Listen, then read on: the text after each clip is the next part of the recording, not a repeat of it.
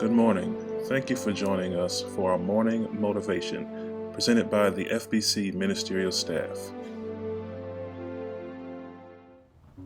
My name is Minister Terry Scott, coming to you with some words of encouragement. I want to talk to you about looking beyond the numbers that you hear or you see. Fairfield Baptist Church has committed to pay off the church mortgage within a certain time frame.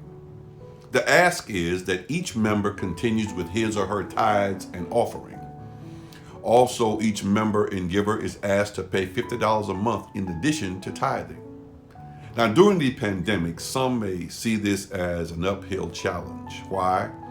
Because they are perhaps looking at the numbers and just don't see it happening. Well, I challenge every believer, tither and giver, to look beyond the numbers that you see.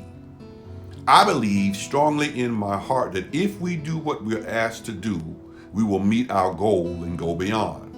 Why? Because we have history and His story on our side and as our guide. Fairfield has never had a challenge we failed to meet. Matthew 18, verse 19 through 20. Again, I say unto you that if two of you shall agree on earth as touching anything that they shall ask, it shall be done for them of my Father which is in heaven.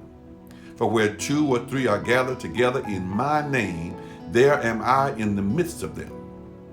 God's word tells us as believers that we can do all things through Christ who strengthens us.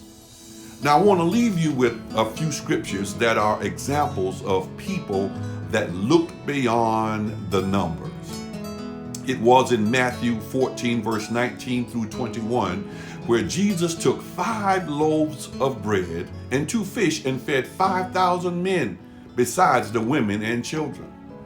And they did all eat and were filled. And they took up the fragments that remained, 12 baskets full. Since they were all full, I would even imagine some went back for seconds. This was a look beyond the numbers moment. In 2 Kings 4 verse 2, Elijah asked a poor widow what she had in the house, and she said nothing but a pot of oil. Elijah gave her instructions in 2 Kings 4 verse 4 and then in 4 verse 6. And it came to pass when the vessels were full, that she said unto her son, Bring me yet a vessel. And he said unto her, There is not a vessel more. And the oil stopped flowing. You see, the number of jars they gathered was an indication of their effort, but also of their faith. The oil stopped pouring only when they ran out of vessels. God's provision was as large as their effort and as their faith and their willingness to be obedient. Beware of limiting God's blessings by a lack of faith and obedience. God can do infinitely more than we can ask, think, or imagine. Ephesians 3:20.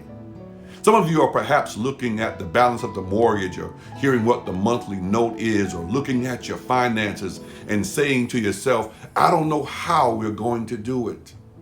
Well, I remind you of what Malachi 3:10 says. Bring ye all the tithes into the storehouse, that there may be meat in mine house, and prove me now herewith, saith the Lord of hosts, if I will not open you the windows of heaven and pour you out a blessing that there shall not be room enough to receive it. Exercise your faith and obedience according to Malachi 3:10, and look beyond the numbers you see or hear. So I'll leave you with this. The phrase "burn, baby, burn" was associated with the Watts riots in 1965, which resulted in $40 million in arson-related damages. In 2021, Fairfield is in a position to do some burning of its own and not have to worry about the local fire department or local authorities being called. Instead of matches and kerosene, Fairfield can ignite and burn the church mortgage with our tithes and offering, and we can shout our own phrase, Burn, Fairfield Mortgage, burn. Tithe and offering through faith and obedience is the answer to what we are trying to do. The answer is not in the numbers that we see or hear, but in our faith and obedience. Let's prep the mortgage for burning. God bless you. Thank you for joining us for another moment of inspiration.